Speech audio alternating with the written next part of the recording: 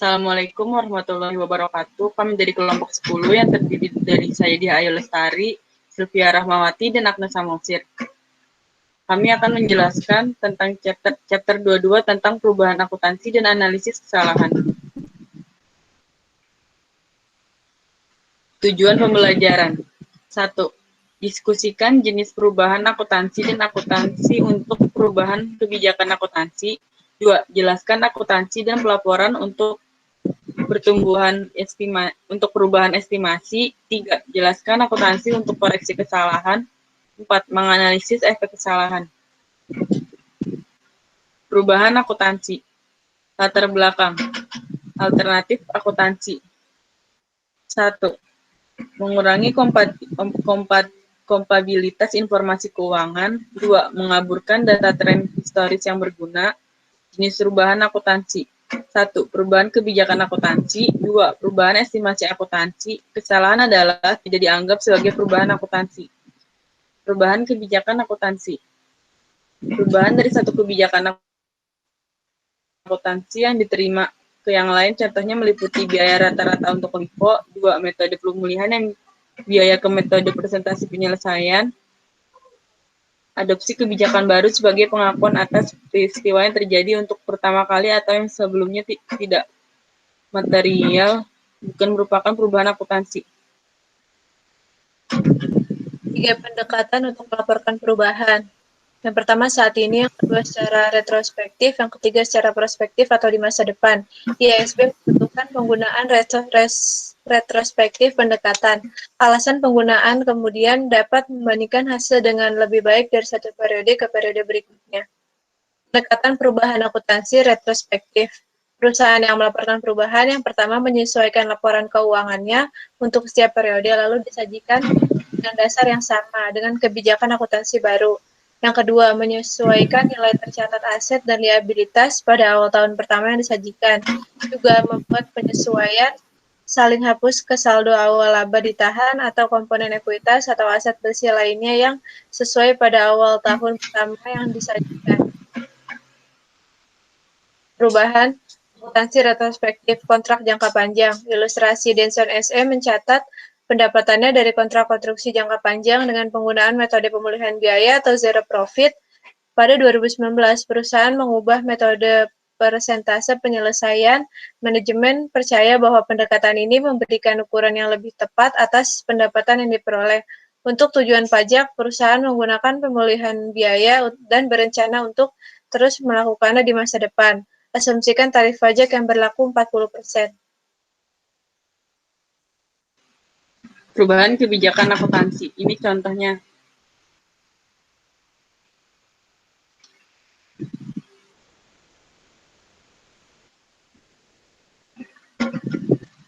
Perubahan kebijakan akuntansi. Data untuk contoh perubahan entry jurnal awal 2019.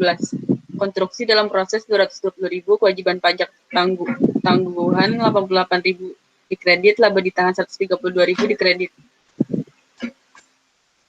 Perubahan kebijakan akuntansi. Melaporkan perubahan kebijakan. Persyaratan pengungkapan utama adalah sebagai berikut. 1. Sifat perubahan prinsip akuntansi. 2. Alasan mengapa penerapan kebijakan akuntansi baru memberikan informasi yang andal dan lebih relevan. 3. Untuk periode berjalan dan setiap periode lalu yang disajikan sejauh dapat dipraktikkan. Jumlah penyesuaian A untuk setiap item baris laporan keuangan yang terpengaruh. Dan B. Laba per saham dasar dan dilusian. 4. Jumlah penyesuaian yang berkaitan dengan periode sebelum periode yang disajikan sejauh dapat dipraktikkan. Perubahan kebijakan akuntansi. Penyesuaian laba ditahan. Saldo laba ditahan adalah sebesar 1.360.000 euro pada tahun 2017 sebelum perubahan. Penyesuaian laba ditahan selanjutnya setelah perubahan kebijakan akuntansi. Ilustrasi perusahaan konstruksi Cherokee berubah dari metode pemulihan biaya ke metode persentase penyelesaian. Untuk kontrak konstruksi jangka panjang selama 2019, untuk tujuan pajak, perusahaan menggunakan metode pemulihan biaya dan akan melanjutkan pendekatan ini di masa depan. Petunjuknya sesuaikan semua konsekuensi pajak melalui akun kewajiban pajak tangguhan. Informasi yang terkait dengan perubahan ini adalah sebagai berikut. Instruksi asumsikan tarif pajak 35%. A. Entry apa yang diperlukan untuk menyesuaikan catatan konstruksi untuk perubahan prinsip akuntansi. Yang B. Berapakah jumlah laba bersih dan laba ditahan yang akan dilaporkan pada 2019? Asumsikan laba ditahan awal tahun 2018 sebesar $100.000. Pendapatan sebelum pajak dari kontrak jangka panjang. Pendapatan sebelum pajak dari kontrak jangka panjang, entry jurnal. Direkam pada 2019, konstruksi dalam proses 170.000 di debit, kewajiban pajak tangguhan 89.500 di kredit, laba ditahan 110.500 di kredit. Pernyataan berbandingan. Laporan laba, ini contohnya laporan laba rugi dan laporan laba ditahan. Perubahan akuntansi retrospektif metode inventaris. Ilustrasi, Launcher Company telah mencatat persediaannya dengan menggunakan metode biaya rata-rata pada tahun 2019. Perusahaan mengubah metode FIFO karena manajemen yakin pendekatan ini memberikan ukuran biaya persediaan yang lebih tepat. Informasi tambahan untuk perusahaan Launcher. 1. Launcher Company memulai operasinya pada 1 Januari 2017. Pada saat itu, pemegang saham menginvestasikan $100.000 dalam bisnis tersebut dengan imbalan saham biasa. Perubahan retrospektif 2. metode inventaris. Informasi tambahan untuk perusahaan Lancer. Yang kedua, seluruh perusahaan pembelian dan beban usaha periode 2017 sampai 2019 adalah transaksi tunai. Arus kas Lancer selama periode ini adalah sebagai berikut. Yang ketiga, Lancer telah menggunakan metode biaya rata-rata untuk pelaporan keuangan sejak awal. Yang keempat, kesediaan yang ditentukan berdasarkan biaya rata-rata dan FIFO untuk periode 2017 sampai 2019 adalah sebagai berikut. Yang kelima, harga pokok penjualan di bawah biaya rata-rata dan FIFO untuk periode 2017 sampai 2019 adalah sebagai berikut. Yang keenam, laba bersaham tidak diperlukan pada laporan laba rugi. 7. Semua efek pajak untuk ilustrasi ini harus diabaikan. Perubahan retrospektif metode inventaris. Ilustrasi 22.8 berikutnya menunjukkan laporan laba rugi Lancer, laporan laba ditahan, laporan posisi keuangan, dan laporan arus kas untuk 2017 sampai 2019 berdasarkan FIFO.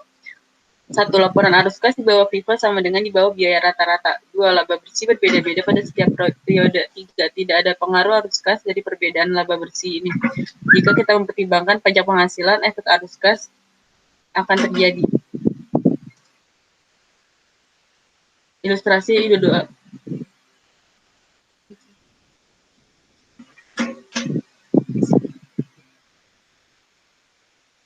Informasi perusahaan Lancer menggunakan LIFO sebagai berikut.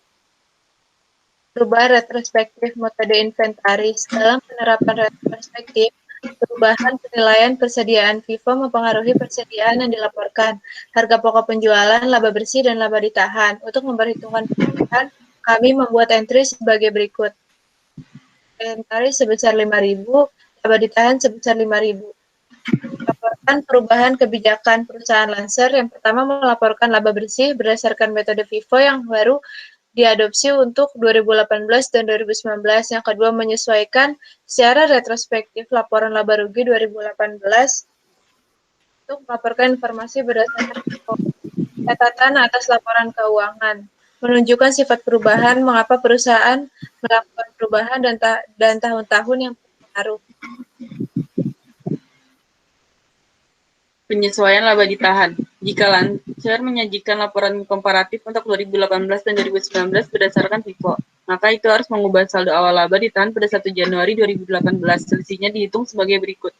Perbedaan $2.000 adalah efek kumulatif.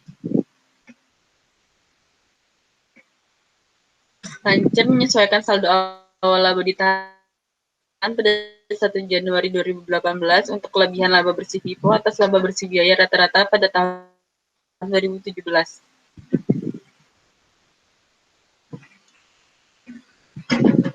Efek perubahan langsung dan tidak langsung. Efek langsung, IASB mengambil posisi bahwa perusahaan harus secara retrospektif menerapkan efek langsung dari perubahan kebijakan akuntansi. efek tidak langsung apakah ada perubahan saat ini atau masa depan, haruskah suatu perusahaan yang dihasilkan dari perubahan prinsip akuntansi yang diterapkan secara retrospektif. Perubahan kebijakan Ketidakpraktisan.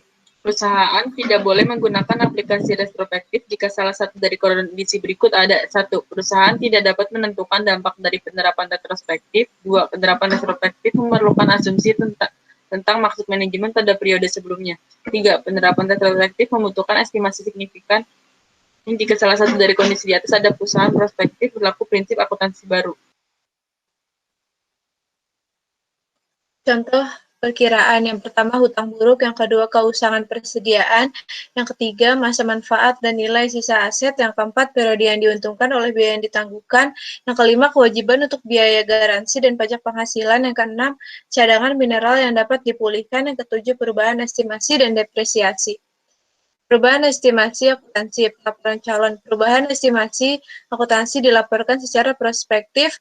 Perhitungkan perubahan estimasi dalam satu periode perubahan jika perubahan hanya mempengaruhi periode tersebut, atau yang kedua periode perubahan dan periode mendatang jika perubahan tersebut mempengaruhi keduanya. Ilustrasi Arcadia HS membeli peralatan seharga $510 yang diperkirakan memiliki masa manfaat 10 tahun dengan nilai sisa $10.000 pada akhir waktu tersebut. Penyusuan telah tercatat selama 7 tahun dengan dasar garis lurus pada 2019 tahun atau tahun ke-8 yang ditentukan bahwa estimasi total umur harus 15 tahun dengan nilai sisa $5.000 pada akhir waktu tersebut. Yang dibutuhkan yang A, apa ya jurnal untuk mengoreksi beban penyusutan tahun-tahun sebelumnya, yang B, hitung beban penyusutan untuk tahun 2019. Biaya peralatan sebesar Biaya peralatan $510.000, nilai sisa $10.000, dasar yang dapat disusutkan $500.000, masa manfaat atau asli 10 tahun dikali 7 tahun sama dengan $350.000. Depresiasi tahunan $50.000. Perubahan estimasi akuntansi. Nilai buku $160.000, nilai sisa $5.000, dasar yang dapat disusutkan $150.000, masa manfaat 8 tahun, depresiasi tahunan $19.375. Entry jurnal untuk 2019. Beban penyusutan $19.375 di kredit, akumulasi penyusutan $19.775 di kredit. Pengungkapan. Perusahaan harus mengungkapkan sifat dan jumlah perubahan estimasi akuntansi yang berdampak pada periode berjalan atau diperkirakan akan berdampak pada periode mendatang, kecuali tidak praktis untuk mengestimasi efek tersebut. Perusahaan tidak perlu mengungkapkan perubahan estimasi akuntansi yang dibuat sebagai bagian dari operasi normal seperti penyisihan piutang tak tertagih atau keusangan persediaan, kecuali perubahan tersebut. Jenis kesalahan akuntansi. Yang pertama, perubahan dari prinsip akuntansi yang tidak diterima secara umum dengan kebijakan akuntansi yang dapat diterima. Yang kedua, kesalahan matematika. Yang ketiga, perubahan estimasi yang terjadi karena perusahaan tidak menyusun estimasi dengan itikat baik. Yang keempat, kegagalan untuk memperoleh atau menunda pengeluaran atau pendapatan tertentu. Kategori akuntansi: pengakuan biaya, pengakuan pendapatan, salah klasifikasi, cadangan atau kontingensi, aset berumur panjang. Kesalahan akuntansi selanjutnya yaitu pajak, ekuitas penghasilan progresif lainnya, inventaris, ekuitas opsi saham, dan lain-lain. Semua kesalahan material harus diperbaiki. Rekam koreksi kesalahan dari periode sebelumnya sebagai penyesuaian terhadap saldo awal laba ditahan pada periode berjalan. Koreksi semacam itu disebut penyesuaian periode sebelumnya. Untuk pernyataan komparatif, perusahaan harus menyatakan kembali pernyataan sebelumnya yang terpengaruh untuk mengoreksi kesalahan. Ilustrasi. Contoh koreksi kesalahan. Pada tahun 2020, pemegang buku Selectro PLC menemukan kesalahan. Pada tahun 2019, perusahaan gagal mencatat beban penyusutan sebesar €20.000 pada gedung yang baru dibangun. Bangunan ini adalah satu-satunya aset yang dapat disusutkan dan dimiliki Selectro. Perusahaan dengan benar memasukkan beban penyusutan dalam pengembalian pajaknya dan melaporkan hutang pajak penghasilannya dengan benar.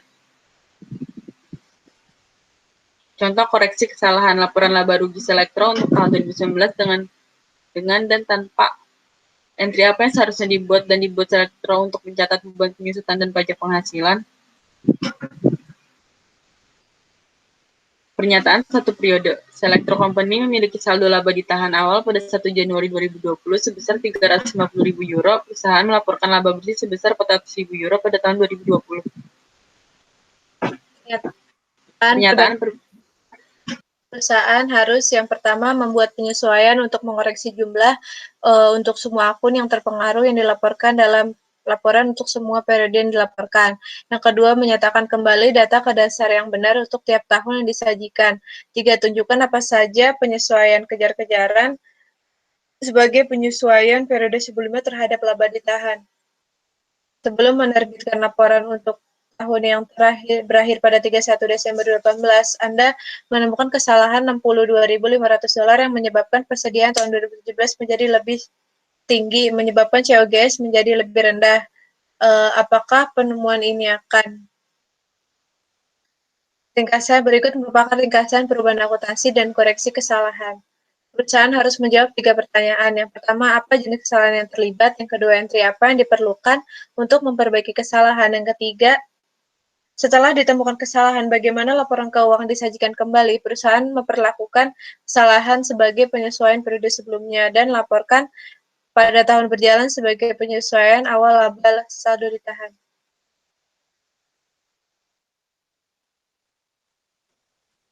Kesalahan laporan posisi keuangan. Kesalahan laporan posisi keuangan hanya mempengaruhi penyajian akun aset, kewajiban, atau ekuitas.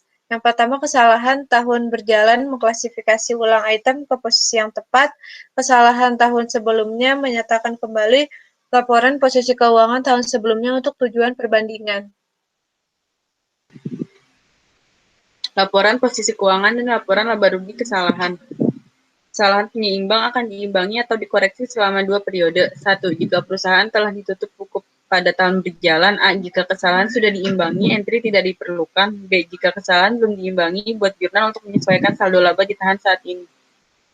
Laporan posisi keuangan dan laporan laba rugi kesalahan. Kesalahan penyeimbang akan diimbangi atau dikoreksi selama 2 periode. Jika perusahaan belum tutup buku pada tahun berjalan. A. Jika kesalahan sudah diimbangi, buat entry untuk memperbaiki kesalahan pada periode berjalan dan untuk menyesuaikan saldo awal laba ditahan. Jika kesalahan belum diimbangi, buat entry untuk laporan posisi keuangan dan laporan laba rugi kesalahan. Kesalahan non-counterbalancing tidak diimbangi pada periode akuntansi berikutnya. Perusahaan harus memberi entry koreksi bahkan jika mereka telah menutup pembukuan. Analisis kesalahan. E2219 analisis kesalahan mengoreksi entry.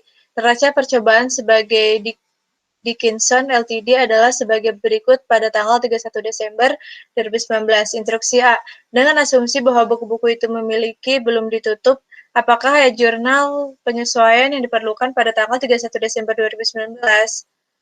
Dengan asumsi bahwa buku-buku itu belum ditutup, apakah jurnal penyesuaian diperlukan pada tanggal 31 Desember 2019? 1. Hitungkan fisik persediaan yang ada pada 31 Desember 2019 berjumlah R1.100. 2. Gaji dan upah yang masih harus dibayar pada tanggal 31 Desember 2019 adalah R4.400. Dengan asumsi bahwa buku itu belum ditutup, apakah jurnal penyesuaian yang diperlukan pada tanggal 31 Desember 2019? Bunga yang masih harus dibayar atas investasi sebesar 4.350 pada tanggal 31 Desember 2019. Dengan asumsi bahwa buku-buku itu belum ditutup, apakah jurnal penyesuaian yang diperlukan pada tanggal 31 Desember 2019? 24.000 diterima pada 1 Januari 2019 untuk sewa gedung untuk 2019 dan 2020. Seluruh jumlah tersebut dikreditkan ke pendapatan sewa. Pendapatan sewa sebesar 12.000, sewa di muka di 12.000. Penyusutan untuk tahun tersebut malah salah dicatat sebagai 5.000 daripada angka yang benar sebesar 50.000. Penyusutan 5.000 di debit, akumulasi penyusutan 5.000 di kredit. 2219 analisis kesalahan mengoreksi entry. Neraca saldo sebagian Dickinson Corporation adalah sebagai berikut pada tanggal 31 Desember 2019. Instruksi B. Dengan asumsi bahwa buku-buku telah ditutup, apakah jurnal penyesuaian yang diperlukan pada tanggal 31 Desember 2019? B. Dengan asumsi bahwa buku-buku telah ditutup, apakah jurnal penyesuaian yang diperlukan pada tanggal 31 Desember 2019? 1. Hitungan fisik persediaan yang ada pada 31 Desember 2019 berjumlah 1.100. Laba ditahan sebesar 1.400 di debit, persediaan sebesar 1.400 di kredit.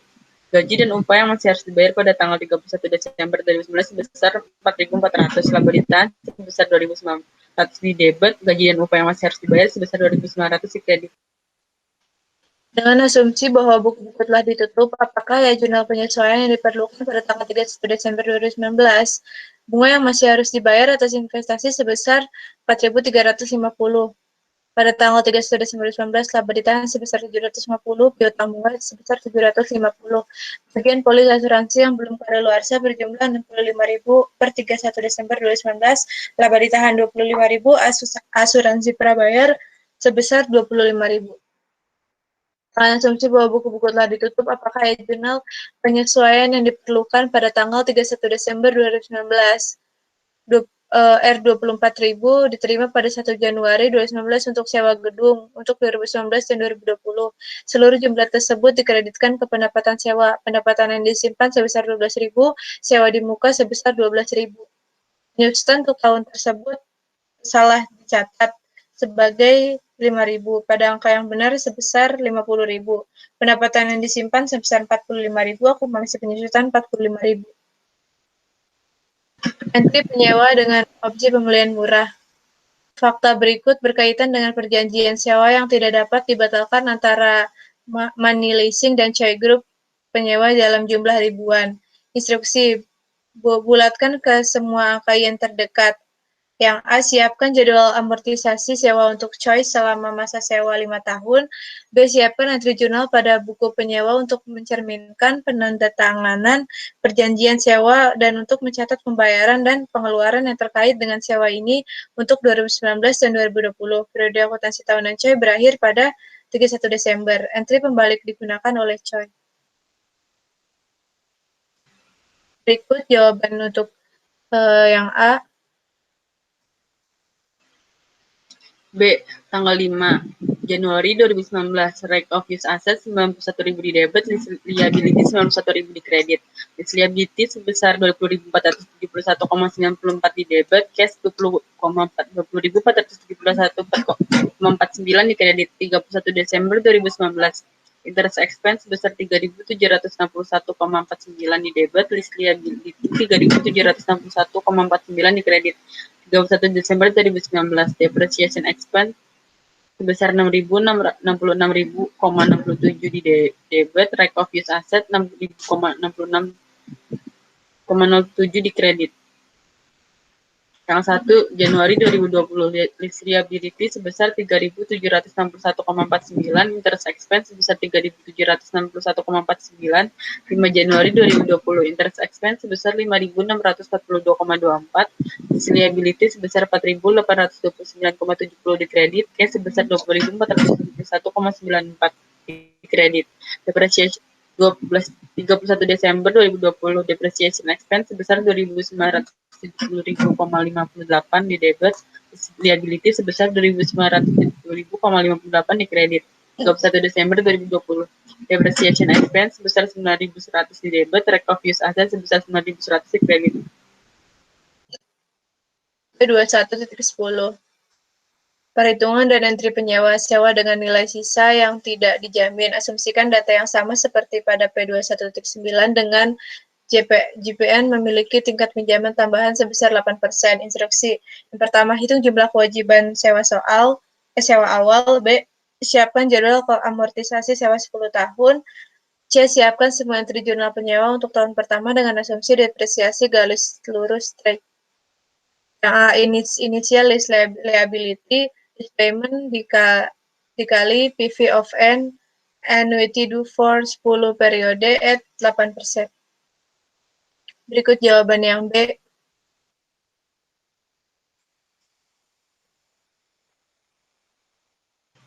C. List journal entries beginning of the year. Right of Use Asset sebesar 299.876 di debit, list liability sebesar 289.876 di kredit. To record the list of computer equipment using finance lease method, list liability sebesar 40.000 di debit, cash sebesar 40.000 di kredit. To record the first rental payment end of the year, interest expense sebesar 919.950 di debit, liability sebesar 19.950 di kredit. To record accrual of annual interest on liability. Depreciation expense sebesar 28.958 di debit, the rate of use asset sebesar 28.908 di kredit. To record amortization expense for first year. Sekian presentasi dari kami. Kurang lebihnya mohon maaf. Assalamualaikum.